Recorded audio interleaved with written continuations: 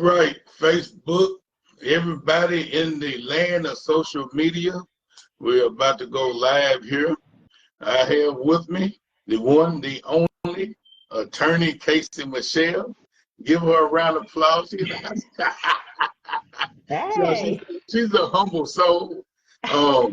She's here with us, and she's gonna give us some insight on some laws. And her and I had a conversation last week about some stuff, and kind of blew my mind. I don't know if we're gonna get that deep today, but Probably not. we, we're gonna see what she has out there. But I'm gonna let her introduce herself, and we're gonna go from there. Thank you. I'm Casey Duhart. I am employment counsel for a healthcare company. When some people are like, employment counsel, what does that mean? Are you an attorney at a law firm? Can you take my case? And I'm like, no, I used to work at a law firm defending companies when they got sued by employees. And then the law firm world got a little crazy. So I transitioned from the law firm life to working for only one client, which is the healthcare company where I work at. When I say I'm employment counsel, I defend the employment claims that come in from current or former employees based on their employment experience. That has a plethora of various claims that can come in. And I'm not going to, I'd be here literally for like 10 years if I was to talk about all the various types of employment claims that are out there. Absolutely. But I will say one thing. Whenever I tell people I defend the company, the first thing they think is, oh, you defend the big man. You're not here for the little people. And it's like, that is so far from the truth. Yeah. How I look at it is that I have the opportunity to look at various claims that come in. So if someone is saying, hey, I got terminated because I'm a Black woman, that's why I got terminated. And I look at the file like, hey, let me see the personnel file. Let me see, like, what happened? And they're like, no, she didn't get fired because she's a Black woman. She got fired because she punched a patient in the face. And it's like, oh, okay, well, then let's fight this one. But if I look at that file and she really did punch a patient in the face, but there was a white male that did the same thing and did not get fired, then bam, there's your discrimination part right there. And I'm able to come in and help make that right on that person's behalf. So I'm kind of like a vigilante for employment justice in a way, you know. So that's a little bit about what I do. Well, I mean, I like that because a lot of time I think people don't really understand how law works. Especially when you're dealing with a big company. A lot of people just feel like that, you know what, man, I'm about to put this lawsuit on them. And I really like the piece that you did about the sexual harassment, what it wasn't. And yeah. I mean, you really broke it down into like 3 or 4 different scenarios to explain to people, hey, if you're doing this, that's not sexual harassment. If you're doing this, that's not sexual harassment. So before we go into other things, let's dive on that one since a lot of people seen your clip on that. Can you kind of give us a little piece on that part? Yeah, so when we say the word harassment, people's minds automatically go to, oh, it has to be sexual. Harassment doesn't have to be sexual. Harassment can be something that happens within the workplace that happens without your consent, right? That causes that workplace to have some type of toxicity to it, for that workplace to be hostile, because whatever is happening, it has to be so severe that like it shocks the conscience of a reasonable person, right? Or it has to be pervasive, meaning that that particular act happens again. So what I mean by that, when we break it down, if we say severe, and when I say the word harassment, I'm going to first use just regular harassment.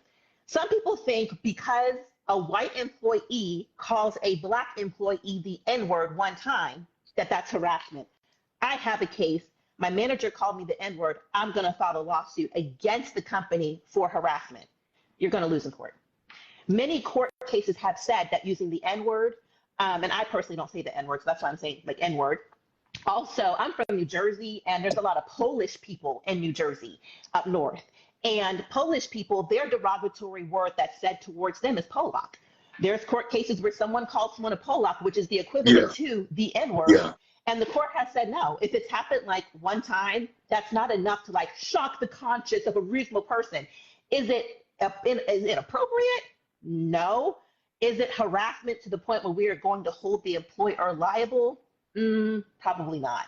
So when we say severe, we mean like one example I gave is like you smack somebody on the booty, or like there's some type of inappropriate touch, or they say something that is just like I said, it has to shock the conscience of the reasonable person.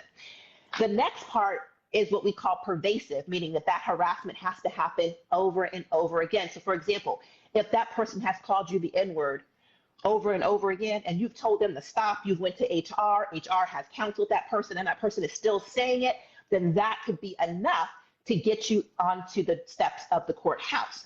I had one case where this guy was a manager of a multi-billion-dollar retail place, and he was a general manager, and he filed a lawsuit against his employer, white male, and it was based off of disability, saying that my manager is harassing me to the point where I was having mental stress, I was having mental issues, and I had to leave the workplace because of a disability that they put on me. And I was like, well, what did this person do to you? And it was the person who was above him, so like the regional manager. And he said he would say, like, call me, he would say the F word to him, F this, F that, call me an idiot. I guess this guy's daughter is disabled too, so he would like talk about this man's daughter. And I'm like, there's no way someone could be that ruthless, right? Because how he was saying, this guy was saying it over and over again. This could fit within that definition of that harassment being pervasive. So I called up the regional manager, like, hey, there's a lawsuit that's been filed. You've been mentioned in it. This person is saying that you said this. The first thing out of his mouth was, that effing idiot. And I'm like, oh my gosh, oh my gosh. Yeah, this is true. He did do this. He did probably said this a lot of times. So we went ahead on and quickly settled that case. So that's an example of when I say harassment. Some people think my manager rolled his or her eyes at me. They're harassing me. Or they didn't invite me out to lunch. They're harassing me. Or, you know, they don't talk to me like they talk to everybody else. They're harassing me. You may not like it, but that's not the legal definition of harassment under the law. So that's just your general harassment. Now, when we talk about sexual harassment, this is what gets people into trouble. This is what I see, right? So you have people who want to date in the workplace, or not even say date. They just want to fool around. They want to mess around. And when they do that, 9 times out of 10, it's not coworkers who are of equal status. It's always somebody who's above somebody. It's a manager and one of their subordinates, right? They want to fool around, play around, and all is well. All goes well until somebody says they don't want that thing happening anymore, or if somebody says that they want more from that particular entanglement or that situationship, and that's when things blow up. Right. So something could seem consensual at first, but if somebody can easily flip the script and say, hey, I did what I did because I felt as if I didn't do it, my job was going to be in jeopardy. I was going to get fired, or I wasn't going to get that promotion, or they were going to dock my pay, and that's why I did what I did. And I have an example for that. We had a situation happen. This is when I was at the law firm. I was representing a company, and this particular lady, and she was single woman, and there was a married man with a son, with a young son. And she reached out to him first on Facebook Messenger. When I had to go through all their messages, binders this full of all their messages. It was like reading a romance love saga gone wrong, right? Telenovela, what do you say, a telenovela, something like that. And started off like, hey, I heard that you fix iPhones. Can you fix my iPhone? And he was like, yeah, I can fix your iPhone. Sure, I can do that on the side. And then she texts back, by the way, I always want to say you're so handsome. And he's like, oh, I thank you so much. I'm a married man. And she's like, oh, I know that you're married, but your wife must be one lucky lady. And he's like, well, things are not so good at home. And then there goes the door. Next thing we know, here goes all these sex pics being sent back and forth. Yeah. Then he started going to her house during lunch breaks, and they were getting it on at various conference rooms at the place where they worked at. And he kept telling her, I'm going to leave my wife. I'm going to leave my wife. I'm going to leave my wife. Well, guess what? He didn't leave his wife. He didn't leave his wife. All hell broke loose. She ended up, and what happened was he and his wife had planned a trip to Disney. And he had told her that before they go on this trip, that's when he was going to break up with his wife. When she found out that he did not break up with his wife, that they indeed went on this trip in Disney, because I think he posted pictures on Facebook or whatever. Social media can get you in trouble, by the way. Yeah, well. When she saw that, while they were gone, she went to his house, spray painted all on the fence, "My husband is a cheater." She took glass beer bottles and bashed them all on his driveway. So when they came home, there were shards of glass all over the driveway. And of course, he knew what was going on. But of course, his wife was like, "Oh my gosh, what's going on?" And when they got back, when she knew that they were in the house, she called the cops and said, "There's a domestic dispute and gave the address. You need to hurry up and get there." Cops show up at his house, and he answers the door like, "Can I help you?" And they're like, "We got to call this domestic dispute." I mean, all this stuff. So it finally came out that she contacted the wife because he had left his wedding ring at her house. She had photos of the wedding ring. She was wearing it around work. So he had to confess to his wife what happened, of course. He told her, "Please leave me alone. Don't contact me anymore." He blocked her from his number. She was using like Facebook Messenger to get in contact with him. Then she started using the employers, you know how they have like chat, like Teams messaging. Yeah. She started using that to get in contact with him. Then he wasn't returning any of that to her. He filed a complaint with HR. "Hey, she's harassing me." She went around asking people, "Do you know someone that can F him up? I need him dead." And so when that came out, they fired her. She flipped the script and filed a lawsuit against that employer and him. And when I did the deposition, she had asked for her attorneys to depose his wife. And it was like the wife was still on one side of the room because the wife didn't leave him. Even after all this, the wife still stayed with him. And she was on the other side. I mean, you can cut through that tension with a knife at that mediation. But at the end of the day, we settled that case. And even though homegirl, she was consensual, it was a consensual relationship that they had. She flipped the script and filed a sexual harassment claim against them. And she won. She got money. And I bet she did. And I tell people, it doesn't change. I had a situation where we was at work and at an old job, and one of my supervisors was dating. She was actually dating.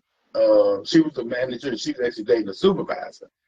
And everything stayed hush hush for so long until, we had to tell her, "Hey, I need you to provide him paperwork because he continued to come in late. Like, it ain't nothing." And I'm like, "How we going to hold everybody accountable? And the supervisor is coming in late." And then as soon, she was trying to come out with every ways not to do this paperwork, which was kind of a red flag.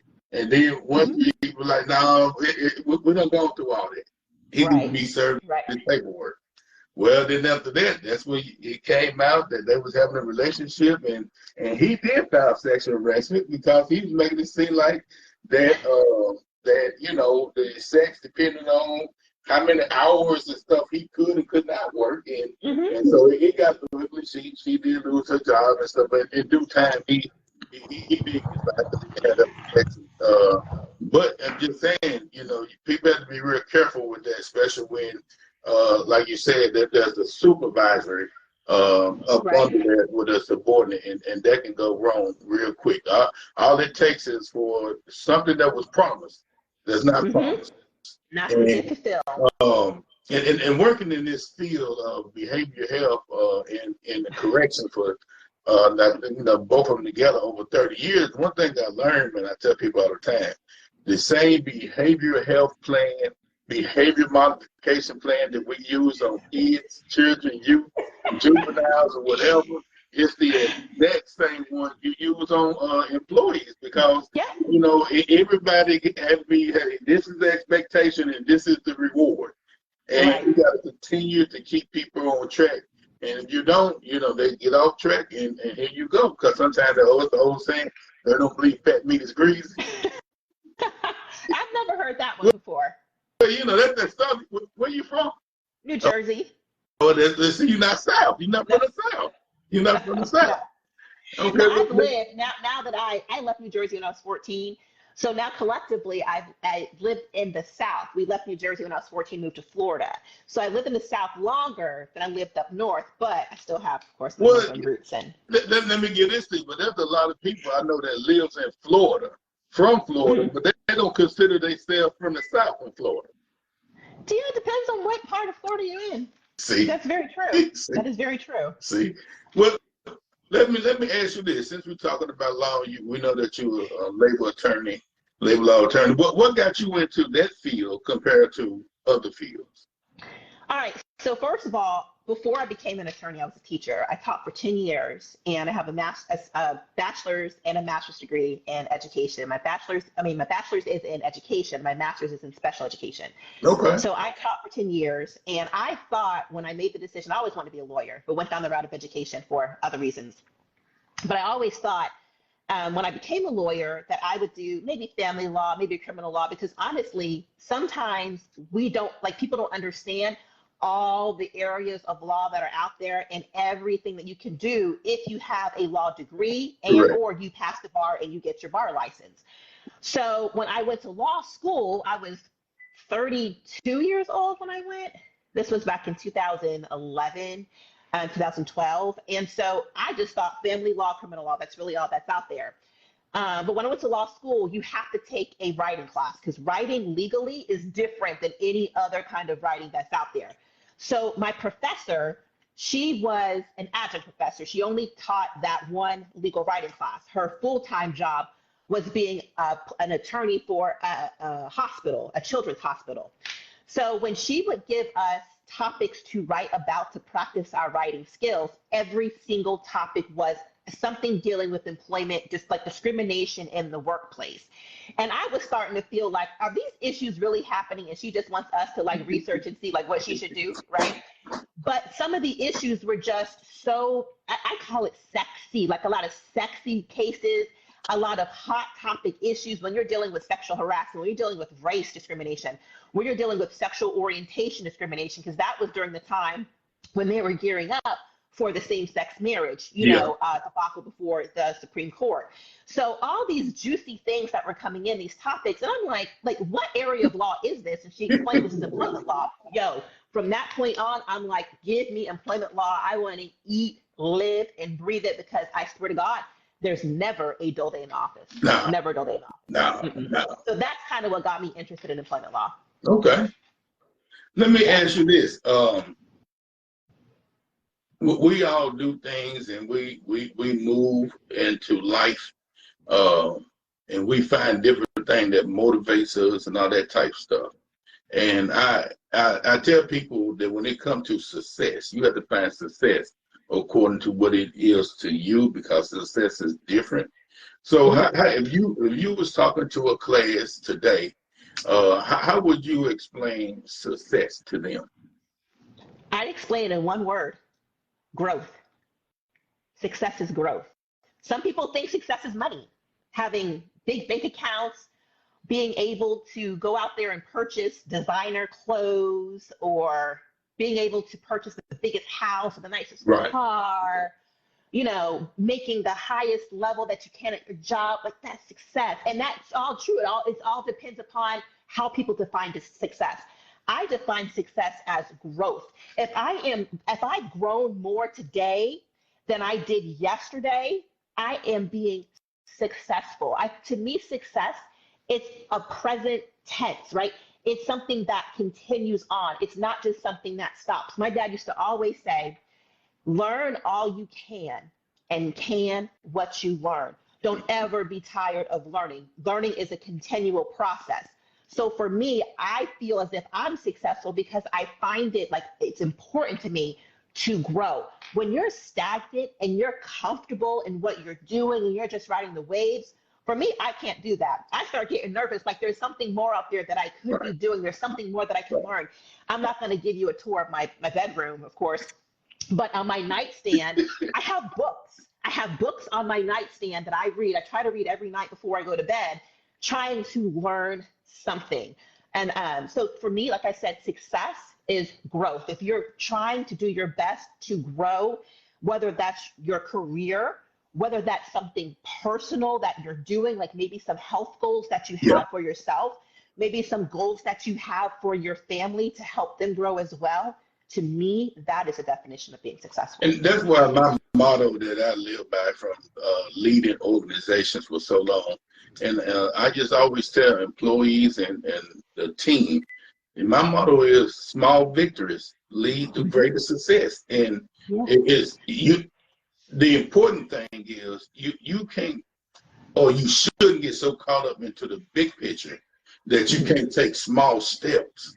Because Right. you know, I don't know nobody that just shot up overnight. It's not too many. It's not too many. I mean, you got some, but it's not too many. That's right. For most people, we got to take the small steps to get where we got to go. And then you wake up one day, you like, dang, I actually made it to this point. I'm shocked. You know what I'm saying? Now And you along something with else to what do. you're saying, right, along with what you're saying, I think a big part also of being successful, like one of the tools in the kit, is having to understand the importance of sacrifice. Like you said, it's small victories, which requires sacrifice. What There I is made and the there will decision, be right, sacrifice. You are exactly. absolutely correct. When I made the decision to become an attorney, at that point I had 10 years teaching, right? Mm-hmm. And going to law school, it's 3 years, 3 full-time years. So I had to resign from teaching. And at that time, I had a 1-year-old and a 2-year-old. I had kids, okay? They're now, older teenagers.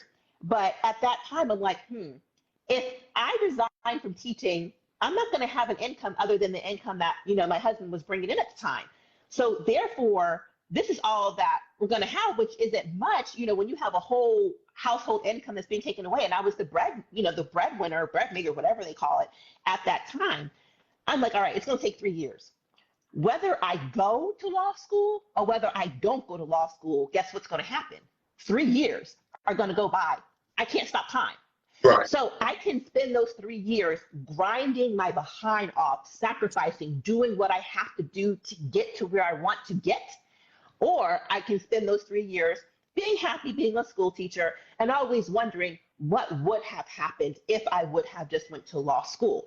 During those 3 years, we were on food stamps. We were on tin care. There was one time we were like on First Families. Like we were hurting. Survive. But I knew that, this is a sacrifice I have to make. And straight out of law school, the first job that I landed at a law firm making high six figures.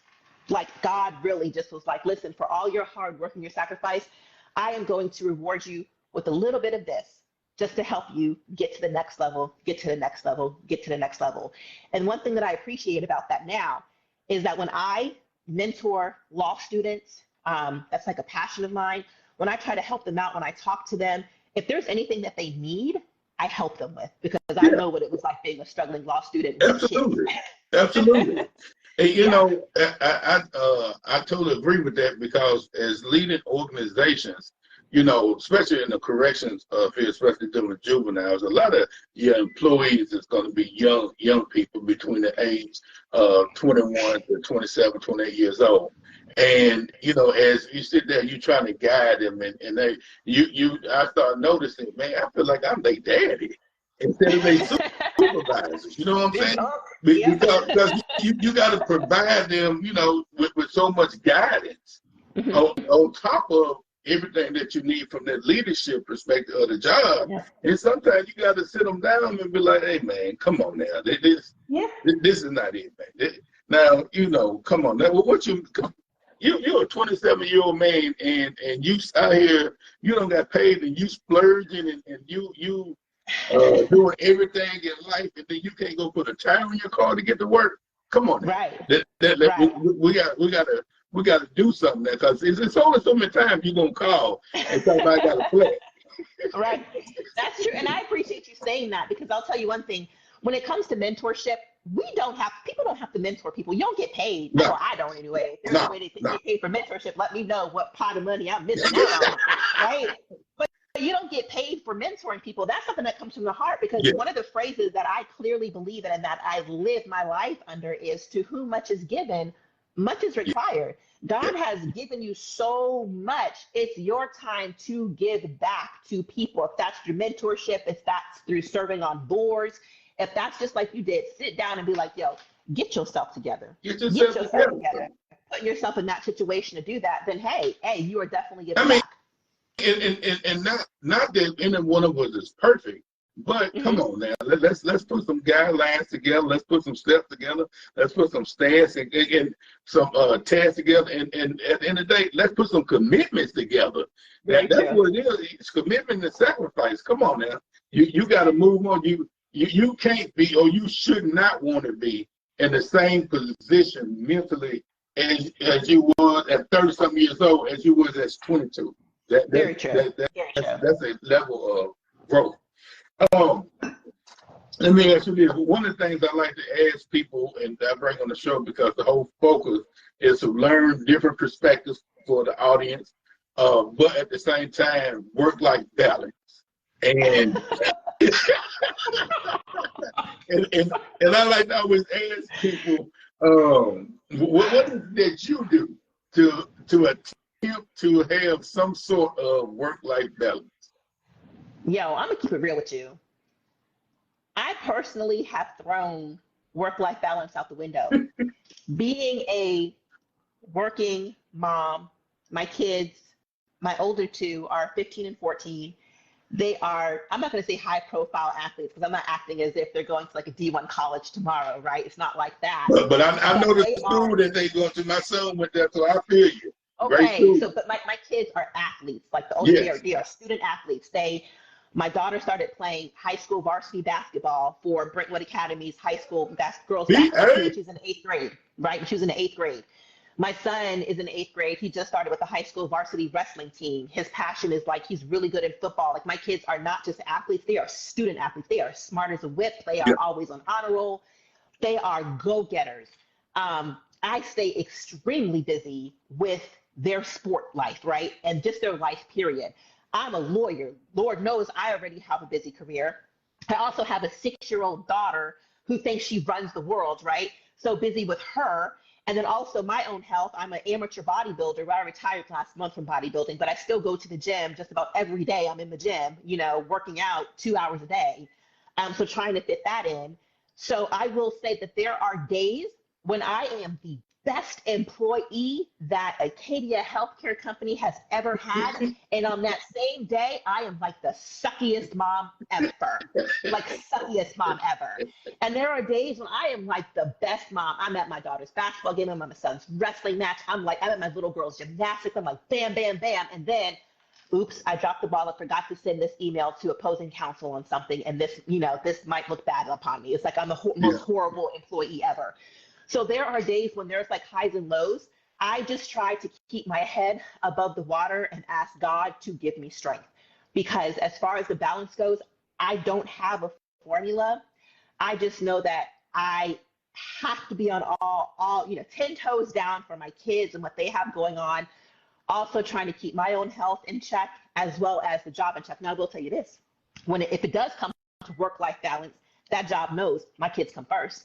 I don't stay at that job till 5, 6, 7, 8 o'clock at night like they did the law firm. I'm out that job 3:30 to go get my kids from school, to go to their sporting events or whatever. And if I need to log back on to the job at nighttime to get some work done, okay, I'll do that. But they know, don't be looking for me at 4 o'clock or 5 o'clock. No, I'm with my kids because they matter.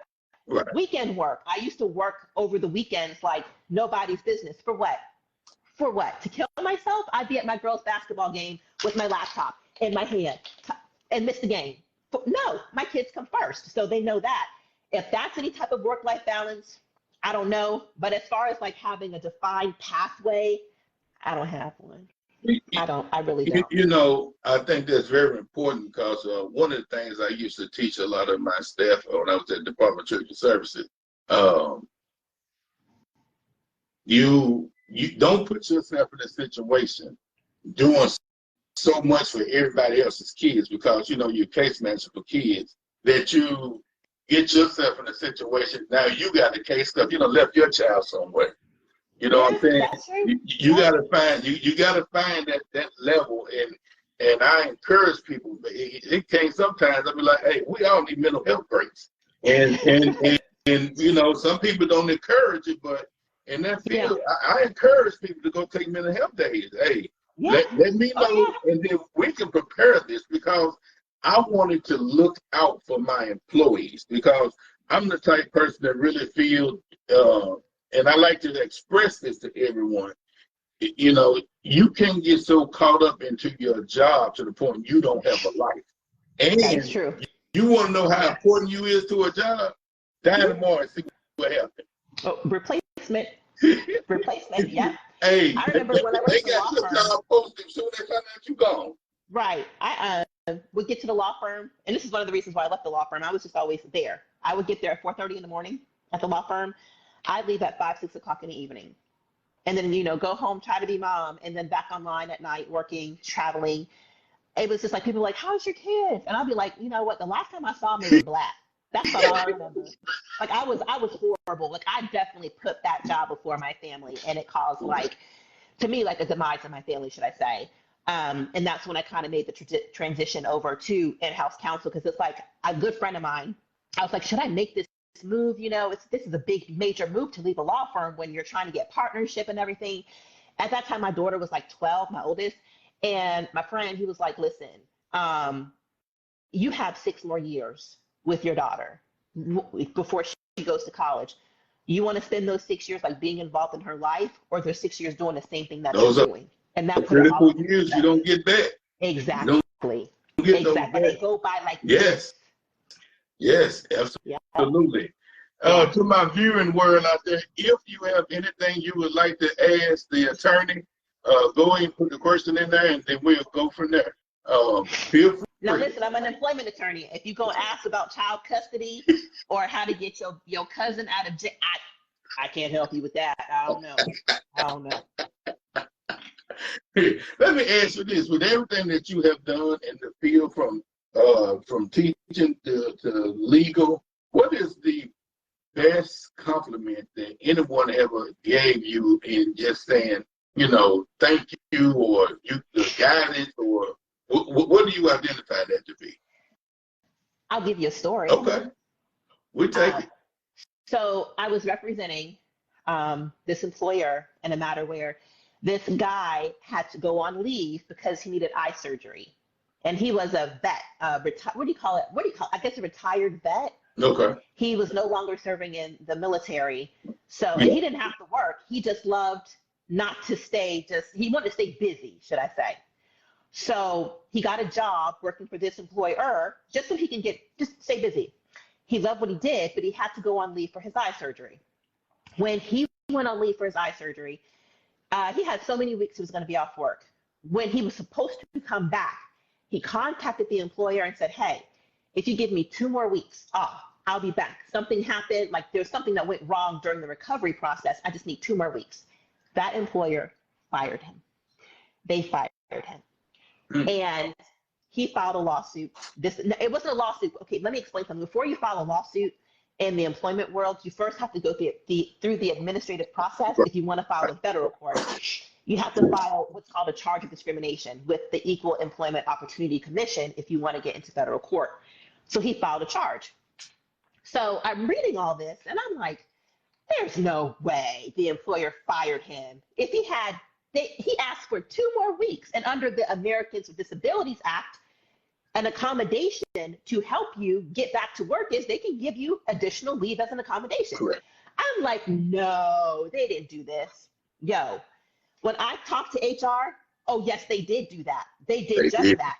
They said, no, we wanted him to come back. He couldn't come back. We didn't feel like giving him 2 weeks. We fired him. I'm like, did you not ever hear about the ADA, the Americans with Disabilities Act, that leave is a reasonable accommodation? Like you literally violated the law.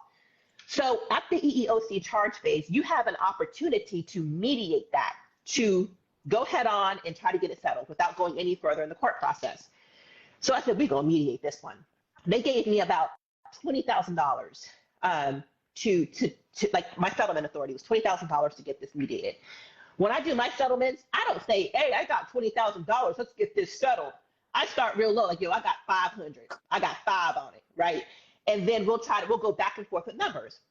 Well, at the mediation, it opens up. We did it via Zoom.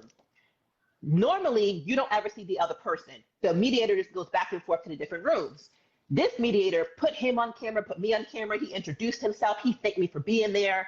And he was like, I don't want a huge payday. I thought his opening number is going to be like $1 million, something crazy. He was like, I just want the pay that was owed to me during the time that I was out on leave. That's all I'm asking for.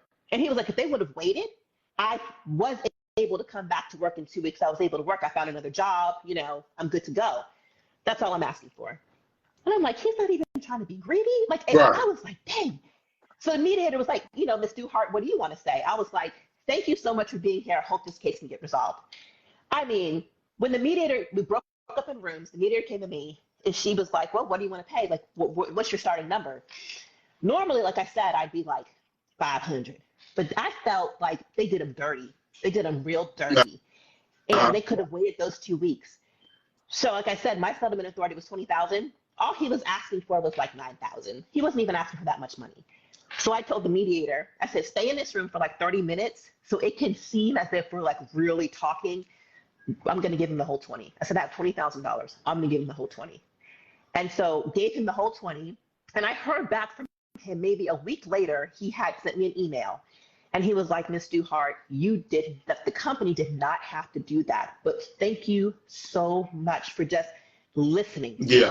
For just listening. And I'm not much of a crier, but I was like, you know, and that's just an example of, you know, as an employment attorney, you have the opportunity. I can't go back and erase what they did to him, but I have the opportunity to help make it right. Will $20,000 help make it right? Give me $20,000. I can show you what I can do, right? I don't know if it'll make it right, but I do know that he felt as if he was, if anything, he was being heard by somebody who can help make it right. And that's the best compliment I've ever gotten. That's what's up. I like that. Yeah. I like that. Well, let me ask you this before we wrap it up. I always like to ask, is there anything you would like to ask me?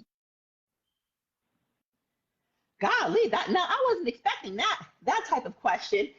You can say no, it's okay. No, there's not anything that I would like to ask you. I'd like to thank you for bringing me on, and everybody else that you have, you know, like I said, to whom much is given, much is required, for you having people on your lives to give back to the community and give back to people on things that, you know, that they may be pondering about, things that they haven't heard before, and just making their mind stay, helping them be successful with that one word I said, growth. So thank you for what you do. I appreciate that. Now, as we wrap up, I'm gonna throw this in your lap one more time. Leave the audience with a thought, a motto, or something that you ready. Yeah. So this is one thing I tell everybody. People don't understand the power that they hold in the legal space.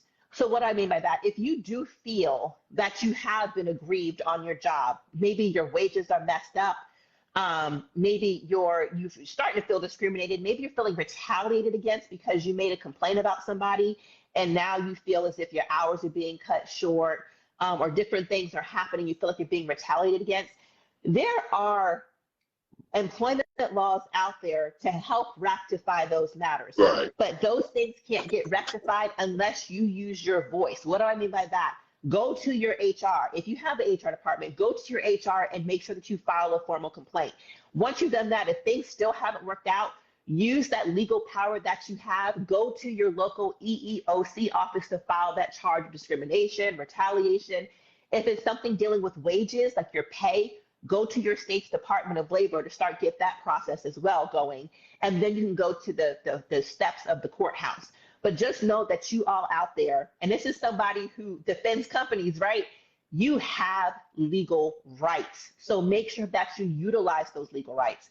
And if you ever need help, I mean, I don't represent people in employment cases. I have, like I said, just that one client, the healthcare company, but I can always help lead you in the right direction or help make you think, okay, what next steps should you do? I appreciate that. If you know if I need help, I'm calling you.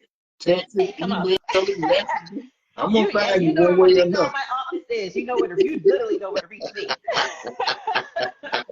All right, y'all. We want to thank Attorney Casey Michelle being in the house. Of course, you know, we're getting ready for the holidays. And I just ask that everybody be safe throughout these holidays. And remember, small victories lead to greater success. I am Dr. Woods, and you have just been hit by the R.A.W. Peace.